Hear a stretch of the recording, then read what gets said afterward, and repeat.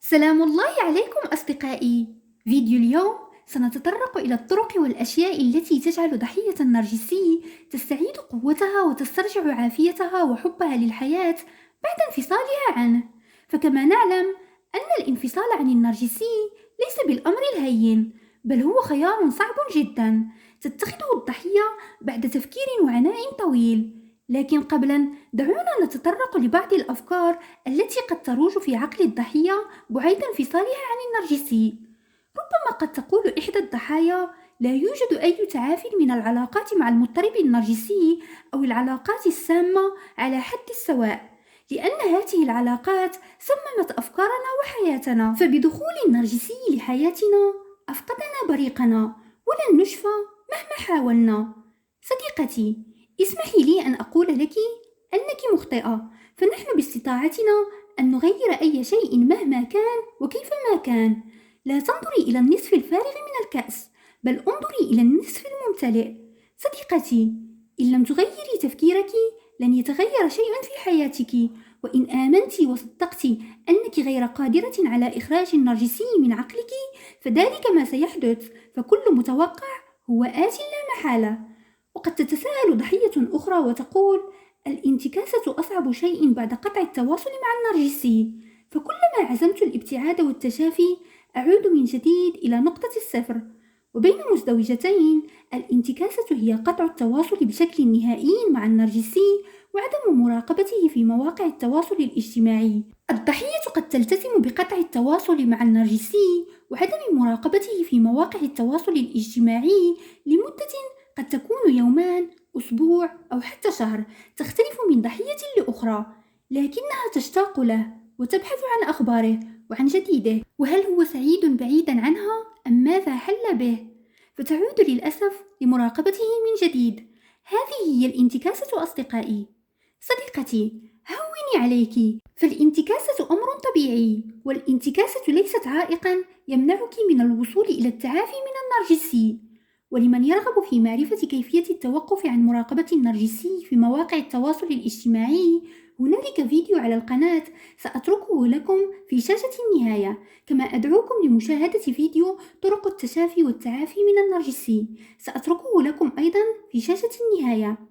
الآن أصدقائي سنتطرق إلى السبل والوسائل التي تجعل ضحية النرجسي تستعيد كامل ثقتها وتتشافى من النرجسي.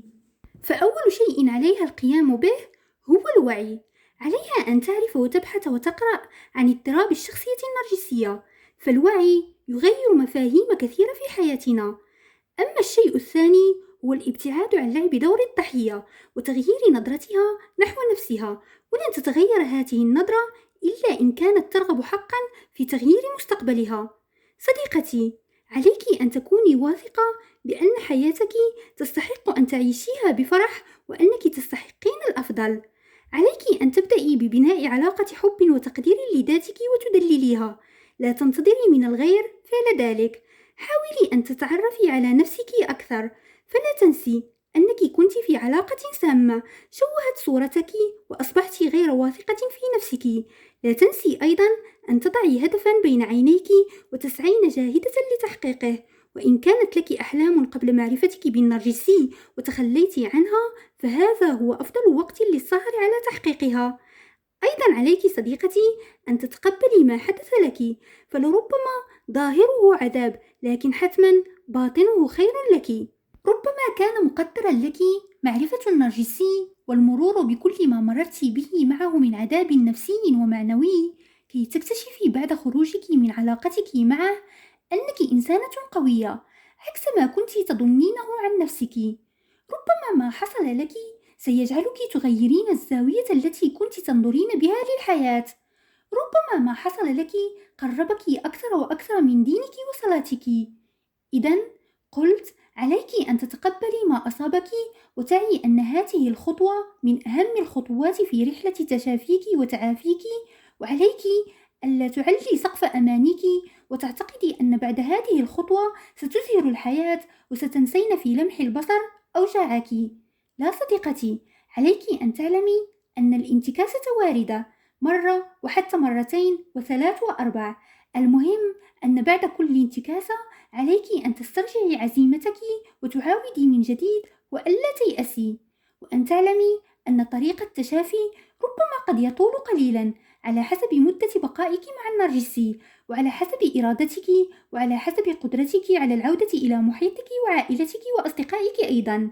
وأهم شيء أركز عليه التخلي عن عيش دور الضحية أو المنقذة للنرجسي، فأحيانا في فترة التعافي تلوم الضحية نفسها وتقول: كيف لي أن أذهب وألا أساعده وهو يعاني من هذا الاضطراب؟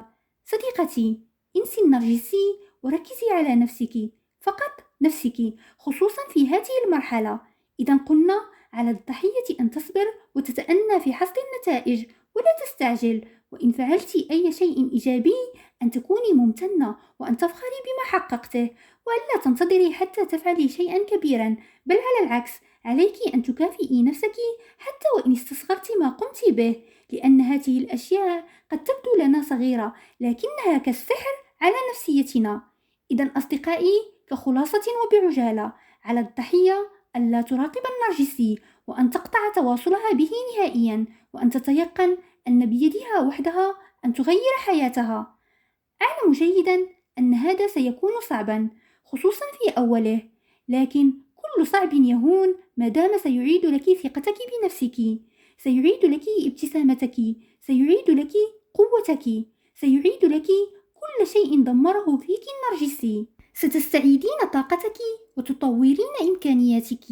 وليكن في علمك صديقتي أن النرجسي لن يتركك تخرجين من سجنه بسهولة.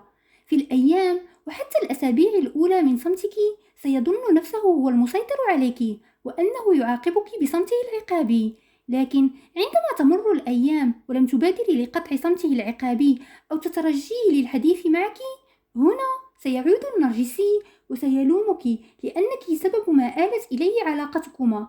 إن لم تتجاوبي معه سيقوم بقصفك محاولا تذكيرك بتلك الأيام الجميلة السابقة. صديقتي، أعلم أن النرجسي قد دمرك ودمر نفسيتك وتلاعب بك. أعلم أنه امتص طاقتك، وأعلم أيضا أن التحرر من سجن النرجسي يحتاج قوة وصبرا، صبرا على حملة التشويه التي من الممكن أن يشنها ضدك النرجسي، صبرا على كثير من الأشياء، لكن أعلم أنك قوية ما فيه الكفاية وقادرة على فعل ذلك. مع الوقت ستنسين الأذى والإساءة التي لحقتك من النرجسي وستصبح ماضيا. تألمت، نعم، لكنك تعلمت الكثير. أخيرا ما أود أن أشير إليه: ألا تنتظري أن يأتي يوم من الأيام ويتجرع فيه النرجسي من نفس الكأس الذي أذاقك منه.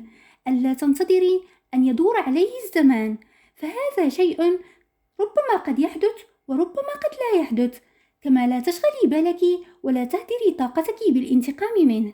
عيشي حياتك واهتمي بنفسك وطوريها، واسعي لتحقيق كل أحلامك كيفما كانت ومهما كانت، كبيرة أو صغيرة.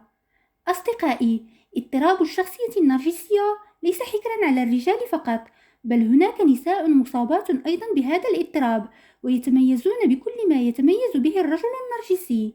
فإن كنت رجلا وكنت ضحية لامرأة نرجسية ما عليك سوى قلب الأدوار.